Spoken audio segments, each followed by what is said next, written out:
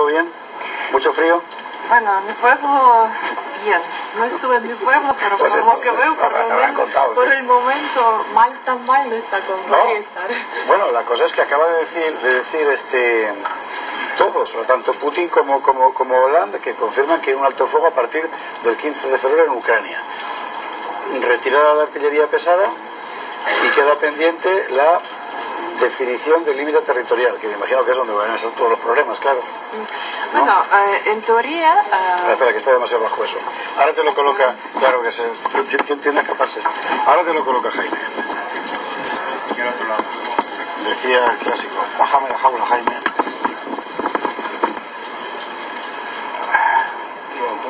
¿Qué usted sabe esto lo que es?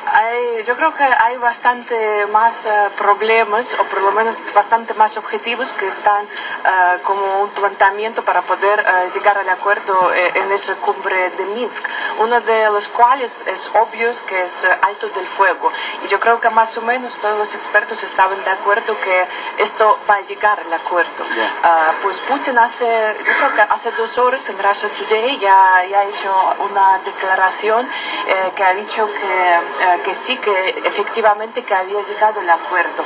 También la retirada de las fuerzas. El problema de las fuerzas de todos los ejércitos, de todos, por parte de todos, que mayoritariamente... ¿Por qué lo pone entre comillas? Pues porque buena parte de lo que está allí peleando en realidad no son ejércitos, sino que son grupos paramilitares formados bajo el patrocinio de un señor. No, y también... Y apoyado por unos y otros, y voluntarios. Exacto. Voluntarios extranjeros. Porque una parte está apoyado por Rusia y claro, hay una parte a lo mejor bastante más pequeña, pero que está apoyado por otros. El problema ahora que puede surgir es cómo van a salir, o técnicamente cómo van a llegar al acuerdo sobre, yo no sé cómo en español, el problema es el de Debaltseve, que los ucranianos dicen que no estaban alrededor. Acaba de decir ese pueblo que llevamos tratando de pronunciar una semana y hemos llamado Debaltsevo. ¿Cómo se llama? Debaltseve. Debaltseve. Es impresionante. Entonces, repite usted con ella. Debaltseve. Entonces el propio Putin, había dicho que sí que hay problema, pero los rusos están insistiendo que han podido captar o por lo menos controlar la situación, y si los ucranianos querrán, o los que apoyan a ucranianos querrán salir, pues podría haber otro masacre. Eso es el siguiente problema. Luego, parece ser que uno de los problemas de quién son actores principales está claro, por lo menos los que son visibles y los que son menos visibles, pero los representantes de Donbass, que estaban, lo llaman unos terroristas, otros lo llaman representantes de Donbass, y por lo menos el poder actual que está instalado en Donbass, pues no estaba sido reconocido hasta el momento por los propios ucranianos. Parece ser, no es la cuestión de reconocer, dirían, vosotros tendréis que irse apoyados a los rusos, nosotros tenemos que realizar una elección a través de referéndum, eso sí, cuando se desmilitariza la zona, que los ucranianos no querían la entrada como de la ONU, tanto de otras fuerzas, por una simple razón, porque dicen que se puede convertir en conflicto congelado, y los consejeros, uno de los consejeros que es Saakashvili, el expresidente de Georgia, hay muchísimos extranjeros ahora mismo que está rodeando al gobierno ucraniano, como por parte de Georgia, tanto por parte ucraniana, lituana, que están contra ello. Entonces, al parecer, ese tipo de negociación va a tener lugar. No quiere decir que ucranianos los van a reconocer, pero de alguna manera tienen que producirse las conversaciones. Eso es uno de los logros. También se sabe que este acuerdo es, si no es el primero, el segundo paso para poder regular el conflicto a posteriori. El mismo Putin lo reconoció, que es un proceso bastante largo. Habrá que realizar una reforma constitucional. Los rusos pero eso está reconocido hasta por propios ucranianos. Sí. Bueno, pero se había aprobado una ley hace poco que prohibía entrar en una función pública a la gente que hubiera estado con Yanukovych en la administración. ilustración. Bueno, y el que tiene que hacer, y luego además tiene una cuestión territorial, claro. El tema de la ilustración, hace 2 días había muchísimo movimiento por el tema de fiscal, de cambio de fiscal.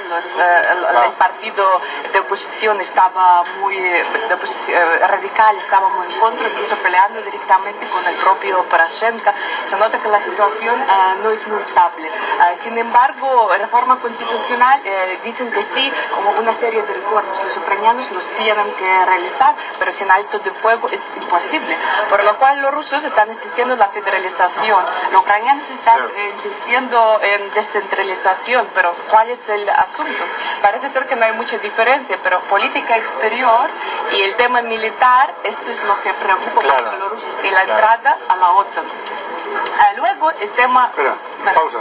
Estados Unidos ha anunciado que envía 600 militares a Ucrania, para, en principio, asesorar. Como en Vietnam. No, eran más de 600, pero bueno. No, eran mucho menos. El primer destacamento, mucho menos. Al mismo tiempo, el Fondo Monetario Internacional anuncia una inyección de 15.500 millones de euros a Ucrania. Me imagino que todo esto tiene que ver con todo, claro. Sí, algún analista una vez me comentó que la ayuda americana, yo no soy experta en los Estados Unidos, por lo cual, intento de dar una apreciación. Una ayuda americana se supone a la vez una venta de armas. Por lo cual nos compra una venta de armas, una ayuda. Yeah. Entonces, te doy una ayuda, es como chinos, pero eso invertimos es lo que se había, y a cambio la mano de Claro. Pero eso es lo que habían propuesto en la Casa Blanca la semana pasada, de 3.000 millones de dólares, que es un montón de dinero en armamento y equipos, ¿no? Sí.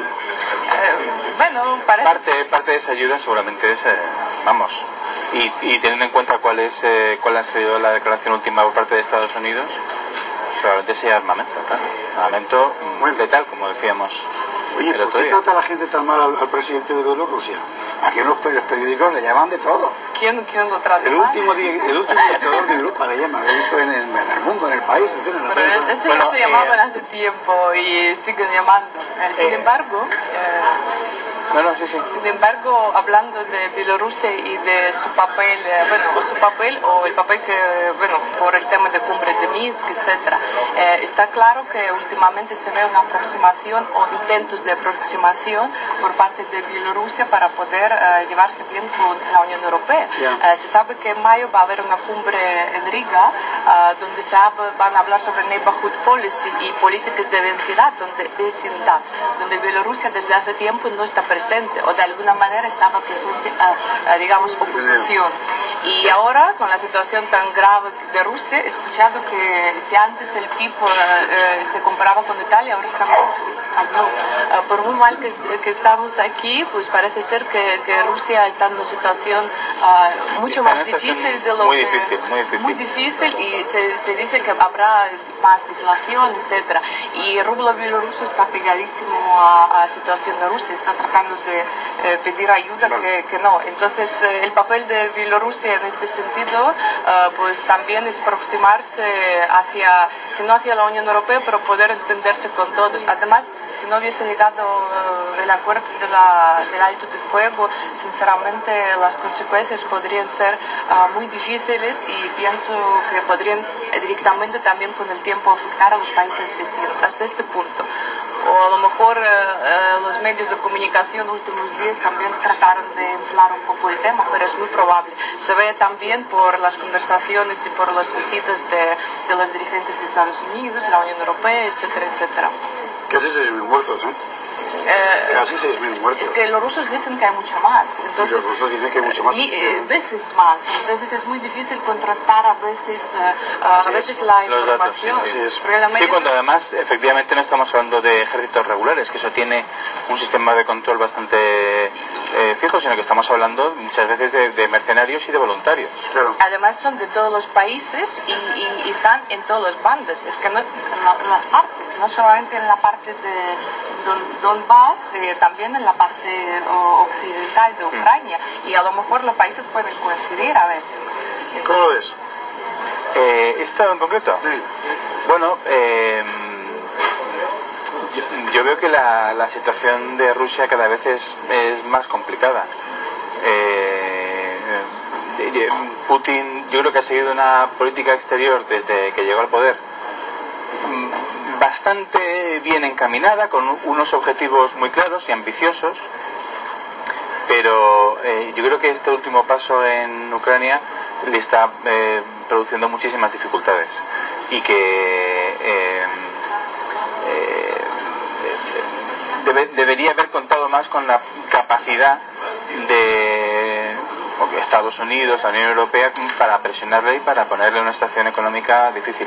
Una situación económica que no se debe sola, ni siquiera ni exclusivamente ni principalmente a las sanciones exteriores. También ha habido en ese sentido fallos en la gestión económica por parte de Vladimir Putin. Yo creo sobre todo ha nacionalizado bancos enteros que estaban en ruinas, en fin,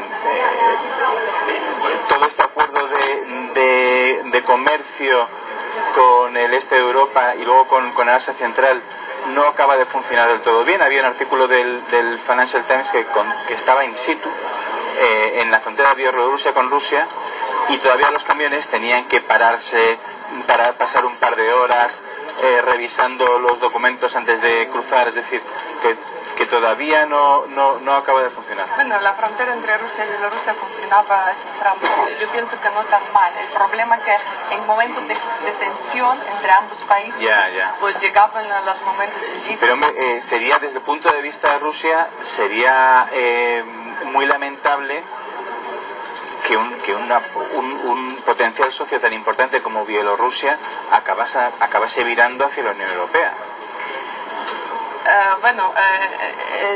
¿Cómo decir?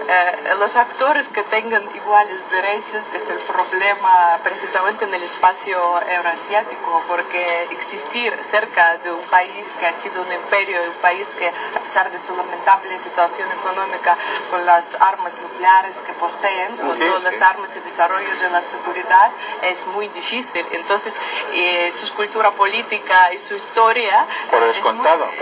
Es que eso es lo que explica Putin. Putin se explica por esa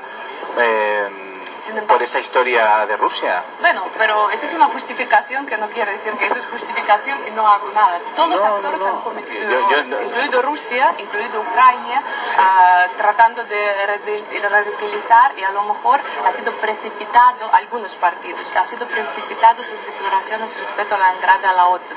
No tanto la Unión Europea, porque la Unión Europea no va a observar ahora, y la Unión Europea ha cometido la principal error, es decir, tú entres con nosotros en la libre asociación, pero no vas a poder formar y estar con otro. Había que hacer un poco la política mucho más astuta, o por lo menos paulatina, para poder problemas internos de la Unión Europea, al fin y al cabo, eso es lo que da fuerza a Rusia. Claro. Pero también hay otra cuestión que es, en fin,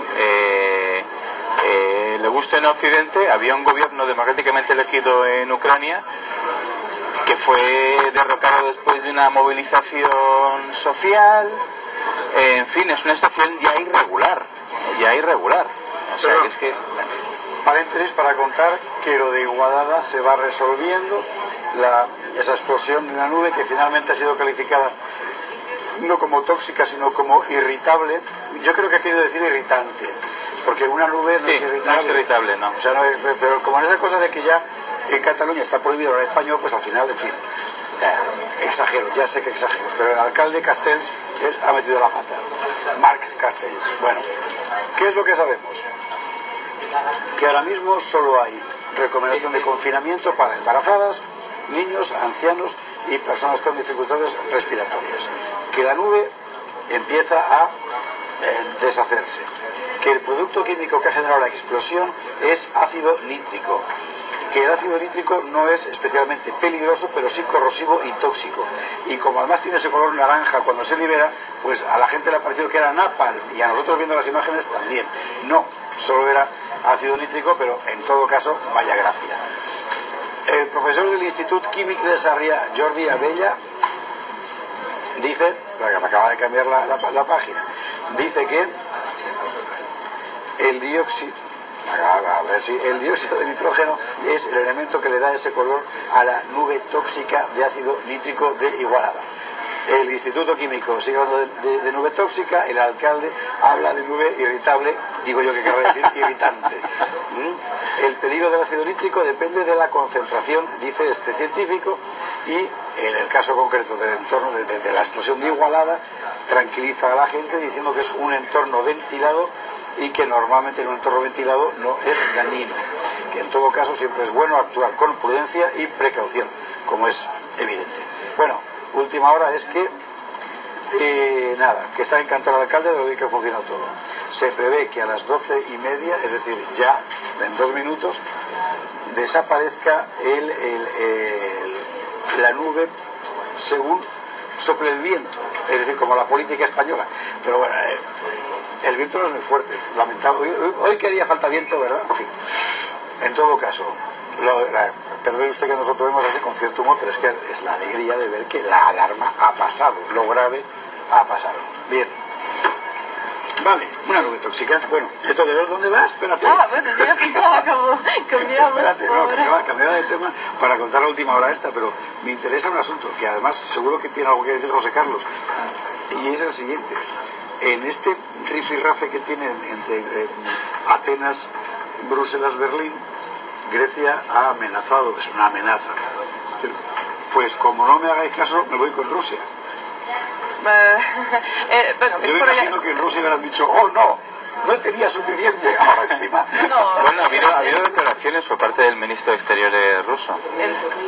Bueno, a ver, para resumir un poco la cuestión, ha habido una importante reunión en el seno de la Unión Europea, ayer fue, en el Eurogrupo para dar una salida, ¿no? Lo que pedía Grecia es lo siguiente: la financiación del programa de rescate se va a acabar el día 28 de febrero. A partir del día 28 de febrero, Grecia se queda sin dinero para pagar a sus funcionarios y de estos programas. Bueno, entonces dice Grecia, bueno, nosotros, para seguir negociando, pedimos 3 meses a la Unión Europea. Y Alemania dice, sí, ¿usted quiere 3 meses? Nosotros le damos 3 meses, pero tiene que seguir cumpliendo con el programa de austeridad. Bueno. Y el ministro de Finanzas pues vamos griego, a Publi un minutito en el directo televisivo, seguimos abiertos en lo demás, volvemos en nada, enseguida. Y el ministro de Finanzas griego dice, nosotros vamos a cumplir el 0% del programa de austeridad de impuesto por Bruselas, con lo cual no hay acuerdo. Bueno, necesitan entonces esa financiación, que haga de puente para... Entonces, hay 2 opciones. Una de ellas es la de Rusia y otra es la de China. En el caso de Rusia, el ministro de Exteriores, Lavrov, ya ha dicho que ellos están dispuestos a escuchar a Atenas y apoyarles, pero también ha dicho que no están en las mejores condiciones para prestar dinero, y es verdad que ahora mismo Rusia está en una situación desde el punto de vista económico muy difícil. Y con respecto a lo de la OTAN, es que Syriza lo tenía en el programa.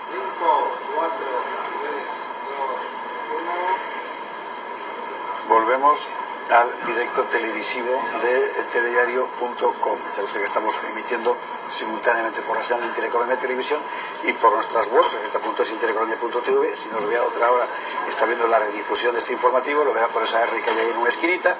Y estamos hablando con Alexis Lizaba y José Carlos Rodríguez de la cumbre de Minsk, del anuncio de alto el fuego para este domingo en Ucrania, de la situación, bueno, de la cuestión griega que se ha metido de repente dentro de la política a varias bandas, Europa-Rusia. Y antes de continuar con esta conversación, que usted seguro que ha estado siguiendo, y de que diga Alesia lo que ella piensa del asunto griego, le recuerdo que la alarma grave en Igualada por la explosión de una nube tóxica ha desaparecido como gravedad. Se sigue recomendando a las embarazadas, niños, ancianos, etcétera, que se queden en casa unas horas todavía hasta que se disuelva del todo el efecto del ácido nítrico, que es lo que ha estallado, pero lo que es la alarma grave que teníamos hace un par de horas, eso se ha disuelto. Bien.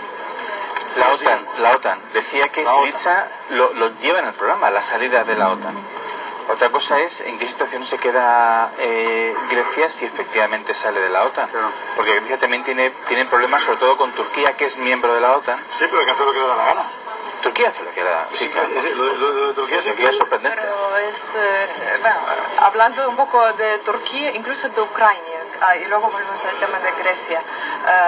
el problema político, aparte de musulmanes y otras civilizaciones, el problema es que tiene mucha población y en cuanto entra en la Unión Europea, que eso es el problema, va a tener más votos que 70 Alemania, y pico millones de personas. Lo mismo que Ucrania, Claro. sí, cuando le toca. Entonces, eso es el principal freno. Pienso que por parte de Rusia, como Grecia, tanto Turquía, es una herramienta política para poder presionar. Claro. Porque al parecer la Unión Europea, que hasta el momento estaba muy dura a negociar la deuda de Grecia, está dispuesta por lo menos a renegociar las condiciones.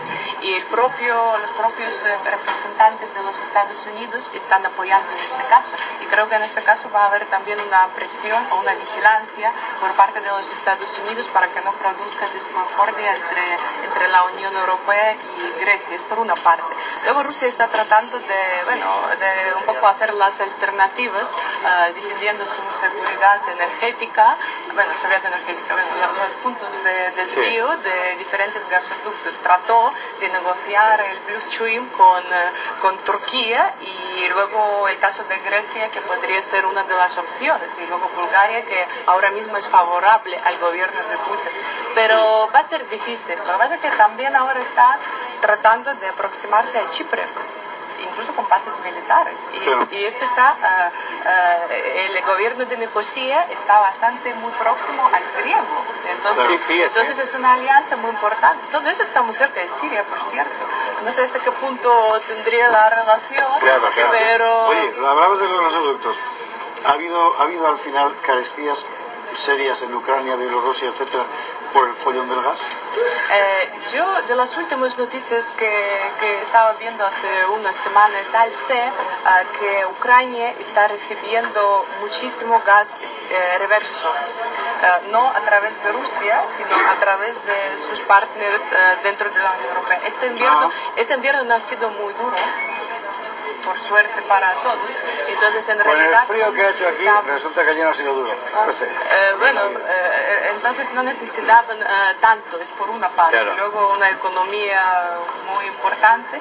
No sé qué pasa con Donbass, porque sinceramente no he llegado a ver el tema, pero seguramente que hay problema. Por cierto, ahora el disputa principal, ¿quién va a financiar todo eso? Los rusos quieren que lo hagan ucranianos, los ucranianos quieren que lo hagan de alguna manera los rusos. ¿Financiar el qué? El gas. Restaurar. Bueno, claro. Arreglar lo que se ha roto. Claro, bueno, sí. Arreglar lo que se ha roto. Claro. Bueno, entonces con el tema de gasoductos parece ser que paga por adelantado y con gas y que no hubo ningún problema, pero es también por consumición mínima y necesita muchísimo dinero porque PIB, de parte de PIB va a militarización de Ucrania y bueno, en el fondo esa ayuda de FMI, etcétera, yo creo que está seguro está muy vinculado. Muy claro. Bueno, pues hemos dado un repaso importante a la situación. ¿Tú qué vas a hacer con Grecia? Pues te van a desesperar. Bueno, vamos a contar qué es lo que ha pasado. Bueno, apuntes muchos, pero no se puede hablar de todo. Además, tengo una carencia. Escribo en 3 idiomas. Sí. Para que no entiendo nada. Está bien eso. A veces ni yo mismo entiendo, Un ¿no? truco de espía. Mira, la cantidad de... Bueno, es una conferencia lo que te has traído. Bueno, eso sería luego para una conferencia dentro de poco. Sí, es verdad. Lo has probado. ¿Has escrito en Cosmospolis algo de la cuestión? Pues lo voy a escribir durante esta semana, seguramente que va a salir algo. ¿Dónde, perdón? Cosmospolis, una web muy interesante. No lo tienes que conozco. verla.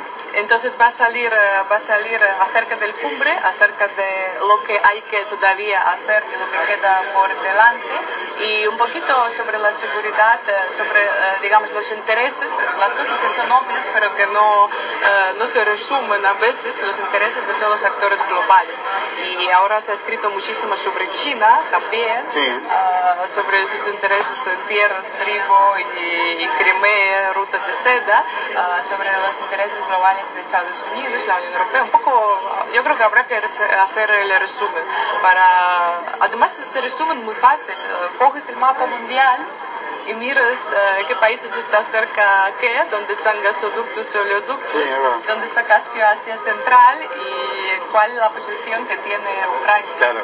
Y dónde están países grandes y menos grandes. El resumen es muy fácil. Coge usted el mapa del mundo un mechero y lo prendo. Porque es exactamente como estamos.